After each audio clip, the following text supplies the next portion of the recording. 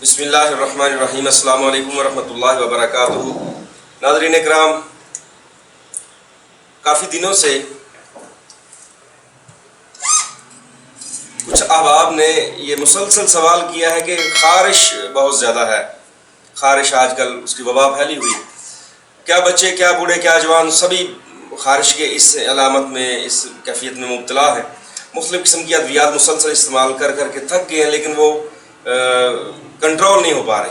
تو اکثر ایسا ہوتا ہے کہ سردیوں کا موسم جو ہی شروع ہوتا ہے، سکیبیز خاص قسم کا جراثیم ہے جو زیر جلد مسامات کے اندر اپنی جگہ بنا لیتا ہے اور وہاں پر اپنا ٹاکسن پیدا کرتا ہے، اور وہاں پر یہ بڑی میٹھی سی اور شدید قسم کی خارش ہوتی ہے. اور یہ جو خارش ہے بیسک، جب اس جراثیم کو، اسکیبیز کو خاص قسم کا ماحول میسر آتا ہے تو پھر یہ اپنا اثر جو ہے نا وہ دکھاتا ہے. ورنہ جن کے جسم کے اندر قدرتی طور پہ حرارت ہوتی ہے، جو صفائی اور ستھرائی کا خاص خیال رکھتے ہیں، جو روزانہ غسل کرتے ہیں، روزانہ اپنے جسم کے اوپر کسی نہ کسی زیتون کا تیل ہے، سرسوں کا تیل ہے، کوئی بھی تیل ہے، اس کا مساج کرتے ہیں، مالش کرتے ہیں، تو ان کے ساتھ یہ کیفیت وارد نہیں ہوتی. سب سے پہلی بات یہ ہے کہ صفائی کا خاص خیال رکھا جائے، روزانہ غسل کیا جائے، اور اپنے جو کپڑے ہیں ان کو صاف ستھرے کپڑے جو ان کو پہنا جائے. نہ کہ ایسا نہ ہو کہ آپ مسلسل ہفتہ نہائے نہیں اور پھر کہیں کہ خارش ہو گئی ہے، کپڑے چینج نہ کریں اور کہیں کہ خارش ہو گئی ہے. اس کا سب سے بڑا جو تعلق ہے وہ ہوتا ہے آپ کی جسمانی صفائی کے ساتھ، طہارت کے ساتھ. تو خارش بیسک جو ہے یہ عضلاتی نظریہ مفرد اعضاء جو سمجھتے ہیں ان کو ازبر ہوگا کہ یہ خشک خارش عضلاتی اعصابی تحریک میں ہوتی ہے. اور بعض دفعہ یاد رکھیں کہ جن کے جسم کے اندر غیر طبعی طور پر خشکی اور گرمی ویسے بھی بڑھ جاتی ہے، ان کی جلد اوپر سے خشک ہو کے اوپر خارش شروع ہو جاتی ہے. تو ہم بات کر رہے تھے اسکیبیز کی، جو آج کل وبا پھیلی ہوئی ہے اس کے لیے. تو اس کے لیے سب سے پہلی بات یہ ہے کہ آپ روزانہ غسل کیجیے. نیم کے پتے پانی میں بوائل کر کے اسے غسل کر لیں، وہ نہیں میسر تو ڈیٹول ہے اس کو پانی میں ڈال کے غسل کیجیے. اپنے کپڑے روزانہ چینج کیجیے، اپنے بستر کو روزانہ دھوپ میں ڈالیے. صفائی کا خاص خیال ہونا چاہیے. اور اس کے بعد اپنی غذا کے اندر آپ جو ہے نا کہ تلی ہوئی اجزاء، بالخصوص پکوڑے ہیں، سموسے ہیں، اس طرح فرائی فش ہے، باربیکیو ہے اور دوسری مختلف چیزیں ہیں، ان سے مکمل اجتناب کریں تو اللہ کے فضل و کرم سے بڑی جلدی یہ معاملہ ٹھیک ہو جاتا ہے. تو ان اسکیبیز کو رفع کرنے کے لیے، ان کی خارش سے بچنے کے لیے میں 2 چیزیں عرض کیے دیتا ہوں. وہ آپ کسی بھی پنسار سٹور سے لے لیں یا کسی ماہر جو آپ کے قریبی طبیب ہے اس کی زیر نگرانی تیار کروا لیں اور اس کو استعمال کریں. اللہ کی رحمت سے تھوڑے دنوں کے استعمال سے آپ کے جسم کے اندر جو خارش کا غلبہ ہے، خشک خارش کا، اس کے لیے انشاءاللہ یہ بڑا کامیاب نسخہ ہے اور اللہ پاک کلی شفا عطا فرماتے ہیں. سب سے پہلی بات یہ ہے کہ جو کھانے کی دوائی ہے اس میں 3 جز ہیں، 3 چیزیں ہیں. نمبر 1 گندھک آملہ سار. یہ سارا سامان کسی پنسار سٹور سے ملے گا. گندھک آملہ سار، زیری سیاہ اور گیرو، یہ 3 چیزیں پنسار سٹور سے برابر وزن لے لیں، انتہائی باریک کر لیں. کڑوا پاؤڈر بنتا ہے یہ. اگر کوئی ویسے کھانا چاہے تو اس کی مقدار ½ گرام سے 1 گرام تک ہے.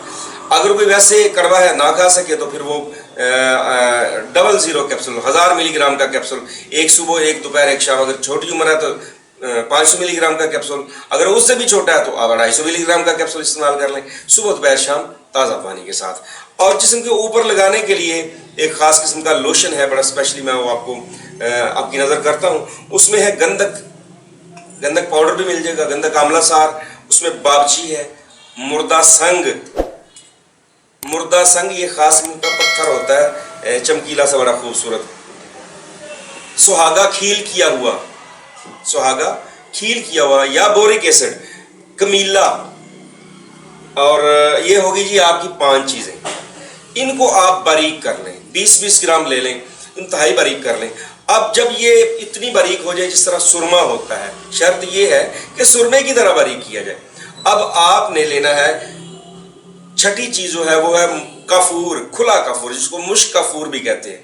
کافور، 7 پودینہ اور 7 اجوائن، یعنی اس کو کافور کو انگلش میں کیمفر کہتے ہیں اور 7 پودینے کو کہتے ہیں مینتھول اور 7 اجوائن کو کہتے ہیں تھائیمول. یہ بھی آپ نے 20 گرام لینی ہے. ان کو الگ سے کسی شیشی میں ڈال کے رکھیں تو یہ تیل بن جاتا ہے.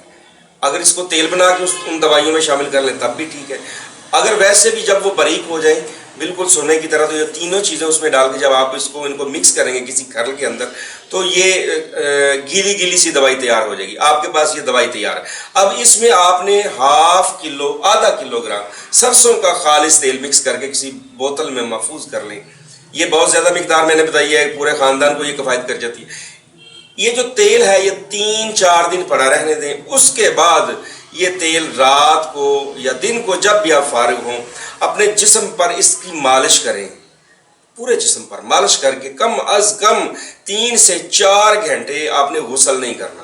اس کے بعد آپ کسی اچھے صابن سے اور گرم پانی کے ساتھ غسل کر لیجئے. تو انشاءاللہ ساتھ یہ جو کیپسول میں نے بتائے ہیں جس کے 3 اجزاء ہیں، اس میں پھر میں عرض کیے دیتا ہوں، اس میں گندک آملہ سار، کالی زیری اور گیرو، 3 چیزیں برابر وزن. بڑے آدمی کے لیے 1000 ملی گرام، اس سے چھوٹے کے لیے 500 ملی گرام، اس سے چھوٹے کے لیے 250 ملی گرام کیپسول بھر لیں صبح دوپہر شام تازہ پانی کے ساتھ.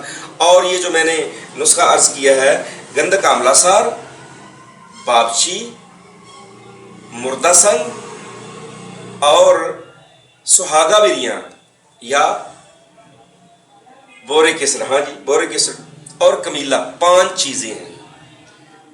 ان کو بالکل انتہائی باریک پاؤڈر کر کے بقیہ 3 چیزیں یعنی 8 چیزوں کا مرکب لگانے والا. اس میں ہے کافور، 7 پودینہ اور 7 اجوائن. یہ 8 چیزوں کا مرکب انتہائی باریک کر کے سرسوں کے آدھا لیٹر تیل میں، آدھا کلو تیل میں مکس کر کے اس کی مالش کریں اور ہفتہ 10 دن متواتر استعمال کریں. صفائی کا خاص خیال رکھیں. غسل بلا ناغہ آپ نے کرنا ہے. تو اللہ کی رحمت سے یہ جو خشک خارش ہے، یہ جو سکیبز کا سین چل رہا ہے، اللہ کی رحمت سے بالکل جسم صاف ہو جائے گا. اور یہ جو خارش ہے ایک سے دوسرے کو لگ بھی جاتی ہے. اگر اس کا مزاج بھی خشک سرد ہے، اس دوسرے بندے کے اندر ماحول سازگار ہے اسکیبز کے لیے، اگر اس کو یہ جراثیم لگ گئے تو اس کو بھی خارش شروع ہو جائے گی. احتیاطاً جو آپ کے آس پاس جو بچے ہیں، والدین ہیں، بھائی ہیں، بہن ہیں، اگر وہ تھوڑا سا کھجاتے ہیں تو انہیں بھی کہیں بھائی 1-2 دن لگا لو تاکہ یہ جو میری طرف سے آپ کو منتقل ہو رہا ہے یہ اس کا سدباب ہو جائے. تو امید ہے انشاءاللہ آپ صفائی ستھرائی کا خاص خیال رکھیں گے، اپنی غذا کا خاص خیال رکھیں گے اور اپنی صحت کا بھی خاص خیال رکھیں گے. انشاءاللہ دعاؤں میں یاد رکھیں. السلام علیکم ورحمۃ اللہ وبرکاتہ.